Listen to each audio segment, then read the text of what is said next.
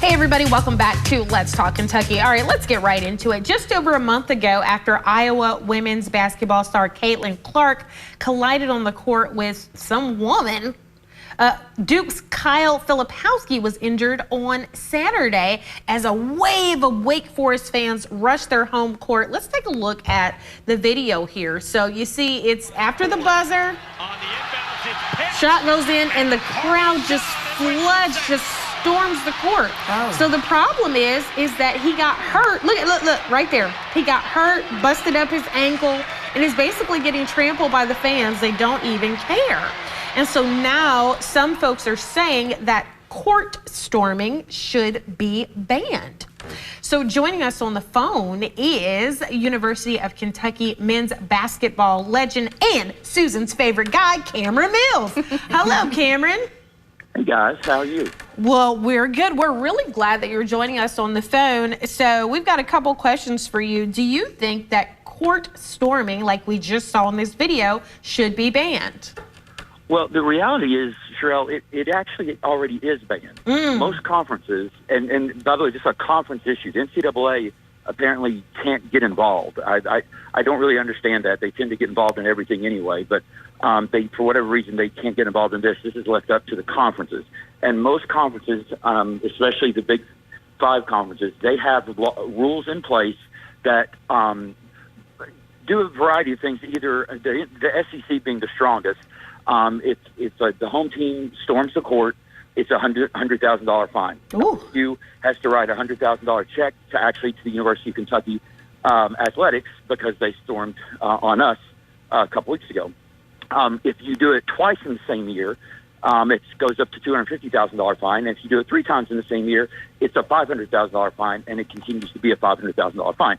Then you've got some conferences that have, I think, the Big East, or it's like a $5,000 fine. And then you've got some conferences that it is in the rules, that it is discouraged, it's not to happen. And basically, I think it's the Big 12 or the Big 10, one of the two.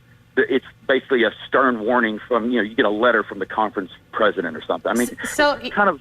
Yeah, I mean, it sounds done, but it's not done strong enough. So it sounds like the rules are all over the place. So Cam, I know that you've talked about being on the court and it being stormed. Can you share from a player's perspective what that feels like?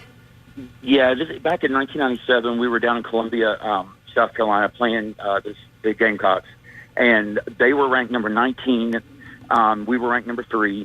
They beat us in overtime, and I don't think we expected it because it wasn't as popular back then as it is today. Today it's more about, kids wanting to get on the court with their phones and videoing it.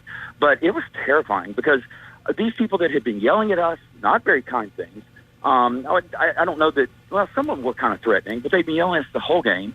And all of a sudden when they won, here comes what appeared to be 500 to 1,000 students or people just out of everywhere in the stands, and we're standing there. And so they start kind of bumping into us, so we start bumping back just so we can get off the court.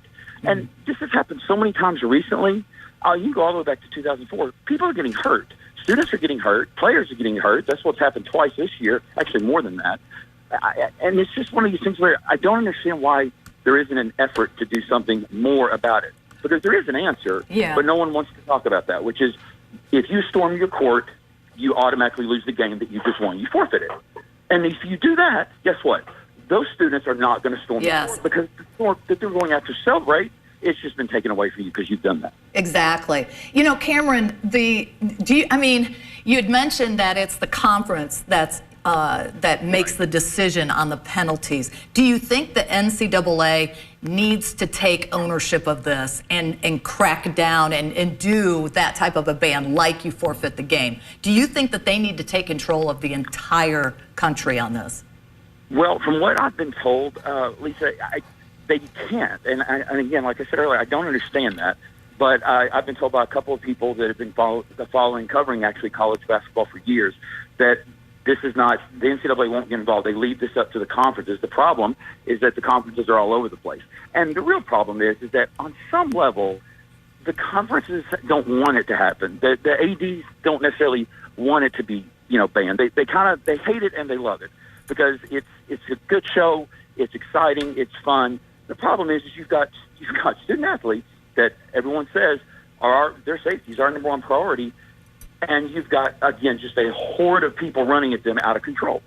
And I mean, they haven't done anything. The SEC has stepped up their fines. They got what I mentioned earlier, but I don't even know if money's going to do anything. I mean, because again, LSU, their athletic budget is $200,000, or I'm sorry, $200 million a year, and so a $100,000 check to us, that's a pocket change. That's nothing. Yeah. We have to vastly increase it. So Karen, thank you so much for joining us today, because you have been there and it's a really great perspective. I really hope that they do something about this, because if kids are getting hurt, at the end of the day, we don't want that happening. Thank you so much for joining us. We appreciate it. You're welcome. Thanks, guys.